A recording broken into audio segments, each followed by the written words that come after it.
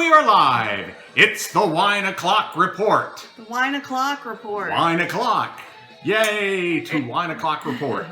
It's hard to tell it's the Wine O'Clock Report when I'm drinking a red wine. Yes, yeah, it's a little easier when it's a white wine and you can see right through it. Mm-hmm. There it looks like it's wine, which, as I said in our last broadcast, is how several of our professors used to talk in college. Yeah. Anyway, I know you're burning to find out what are we drinking. And here it is. It's Mirassou Pinot Noir. And this holds a special significance for us because we actually met the winemaker, David Mirassou. And he signed a bottle for us. And he signed a bottle for her. And it's right back there. Right back there. And it was at about 5 years ago when I was a food and wine writer in Dallas, and I went to a food and wine writers dinner hosted at Stephen Pyle's by Stephen Pyle's himself. It was also a monumental night for another reason. Why was it a monumental night for you, my dear? Because I fell in love. Oh, with who? Matt McAllister. Matt McAllister happened to be the chef at Stephen Pyle's right then. You know, Stephen does the whole Pyle's empire. And Matt McAllister has since gone on to found one of Dallas's most wonderful restaurants down in, I think it's the Garment District, called FT33. Wonderful restaurant. All fresh food. Fresh food. The menu is whatever he could get that day. They've got this great big whiteboard, and basically they write on the fresh ingredients they have all day, and then anybody from busboys up to the head chef can draw lines between them. Like, for instance, chicken thighs with fennel, onions, lemon, and dill. You know, and he will put together and concoct a dish out of that. Mm-hmm. Now, that was a few years ago. I don't know if it's more of a set menu now, but I bet he's also got some seasonal favorites too, because he's kind of a locavore and is into whatever is in season at that particular time. I'm really surprised that Matt McAllister hasn't hit the big time with, the Food Network or some of those shows that feature celebrity chefs and up-and-coming chefs, because not only is he this brilliant chef, but he's young and he's extremely handsome. So look him up. Matt McAllister. Ladies, you won't be disappointed. Right. I think it's because he's got a young family, and and I remember reading in an interview right about that time that he opened it, which was about 2 or 3 years ago, that he was kind of tired of running around. He had been chef in different parts of the country and had gone here and gone there, and he had just gotten married and was having kids, and he wanted to stay settled there in Dallas. So, but anyway, this is Mirassou Pinot Noir. Mirassou Pinot Noir. Mm-hmm. And it's a California wine. The Mirassou vineyards are there. I was doing some reading on this, and I found out they actually, on the Pinot Noirs, they harvest them in the evening and early morning hours when it's cool outside, and they make sure to keep the grapes nice and cool so they can make these really nice wines. They have to be careful in what parts of California to grow Pinot Noir, because Pinot Noir is a colder weather grape. It does better in Oregon and Washington, and especially some parts of Northern California. It won't grow down, say, not a lot in Texas, for instance. No, they don't like it above 85, and of course we all know that in Texas it's summer or not summer. Brown and browner, hot and hotter.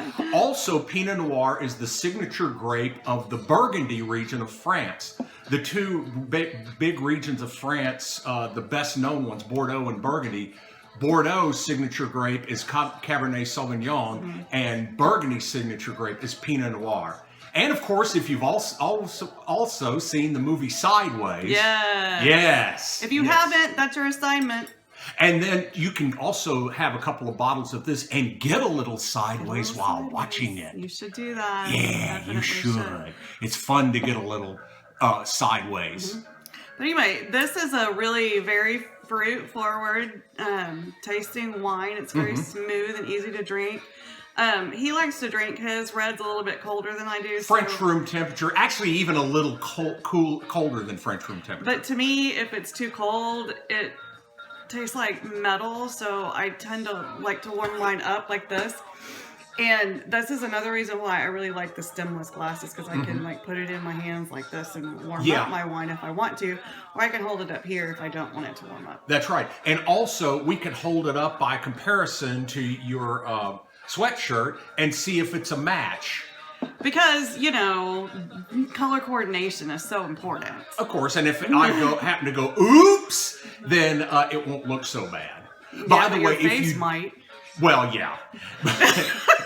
By the way, if you do spill wine, get to it right away. Even just soap and water is fine as long as you get to it right then and there. Carry the wine with you, because you don't ever want to put the wine down. Someone else may grab it and drink it. But when you go into go right to the kitchen, get you some soap and water, and just put it on there and rub out as much as you possibly can right then and there. And that's a really good chance that you can get most of it, especially if what you're wearing is not white. Yeah, if it's white, you might have to get to the bleach pretty soon. But anyway. Yeah. I want to talk about this wonderful wine. Go ahead. Because it's yummy. That's right. Well, go ahead. It's definitely got the darker red fruit taste to it. Like dark berries, don't you think? Yeah, blackberries. It's kind of, I also get some sneaking cranberry in there too. Some tartness. Maybe that's the currant. Yeah, no, currant is one of those things. It's, used to, you'd find jellies and stuff like that marked currant, and now the same flavor of jelly or whatever's marked mixed berries. It's kind of it's a currant, but nobody knows what that is really. Well, I wonder if currants just aren't common anymore. They may not be. If any of y'all know, can you write us about the current situation? We want to know the current events. We want the current situation. We want to know we want to be up on our current events. Yes, we want to be up on our current events. That's right. That's right. Oh.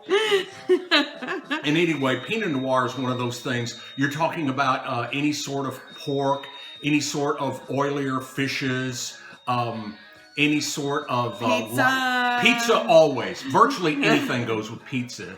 You know, I don't know if this has anything to do with where the Burgundy region is or Bordeaux, because I actually don't have any... Oh yeah, Burgundy, I think, if I remember correctly, generally speaking, is northeast, and Bordeaux is southwest, if I remember correctly. Because the Pinot Noir always reminds me sort of the Italian wines a little bit. It does. It does. It does. If we had a couple of episodes ago, you may remember, if you remember back that long, we had they may not be watching in order. We had Tonti Town's Italian Red, and there's similarities here. There are. Very much similarities. But what I like about Mirassou is that it's a value wine. Mirassou. It's one of those things that that you can pick up for, right around $10 a bottle, unless you're in California, where they don't have to pay the import taxes, I guess is what you'd call them, and they're a lot cheaper. So, which is one of the few things in California that's cheaper than anywhere else is wine. Unless you go to the wineries. Unless you go to especially the expensive wineries. Speaking of going to wineries in California, we're going to do that in April. We are going to do that in April. We're going back there. We went on my second and her first trip to, actually I think I went to Sonoma back in the 80s, but our first trip to Napa, and we loved it. And by the way, this will pair very well with anything from the greatest chef in America, who is the linchpin cornerstone chef of Napa, and that's Thomas Keller. Mm-hmm. You know him from the French Laundry, but he also does great recipes at his restaurant Bouchon, which is a little bistro. And then he's since opened a new one called Ad Hoc, and I've just added the new cookbook to my collection, Ad Hoc at Home, because I'm a food writer and a good cook, but I'm not into the molecular gastronomy or whatever scene. I like everyday food by the great chefs. And that's what we are here to share with you, is how you can enjoy the food and wine that you like and feel all elegant without shelling out a whole bunch of dough. That's right. That's right. It's just like if you want to go to a great restaurant, especially with a French chef, go at lunch and order the soup. They take as much pride in their soups as they do anything else. Sometimes more. Sometimes more if it's the right soup. Mm-hmm. And so that kind of thing is The going at lunch is a really good tip. Yeah. If you want to do fine dining and you don't want to spend so much money. Oh, sure. You can go at lunchtime and you're going to get, the exact same food, maybe in a smaller portion size, maybe something a little bit lunchier, but still awesome food. I love it. Now, isn't that a wonderful expression? Tomorrow at noon, wouldn't it be great to say to your wife, hey, babe, let's get lunchier. Yeah. And you know what? On that note, I think it's getting time to wind it down. Oh, that's disappointing because I'm having so much fun. Well, I'm having so much fun too. But you know what? We have hit the 10-minute mark. Yes, and that's about the time. And I think most everything we've done now is good, except for a few stumbles by yours truly here and there. By me, yes, by me. Remember, you're a married man. It's always your fault. If you remember that, and we will close on that marriage tip. Remember, men, if you're married, it's always your fault. And if you will acknowledge that, then I assure you, you will have a long and happy marriage. So here's been the Wine O'Clock Report. Thank you very much for listening. And as always, later people.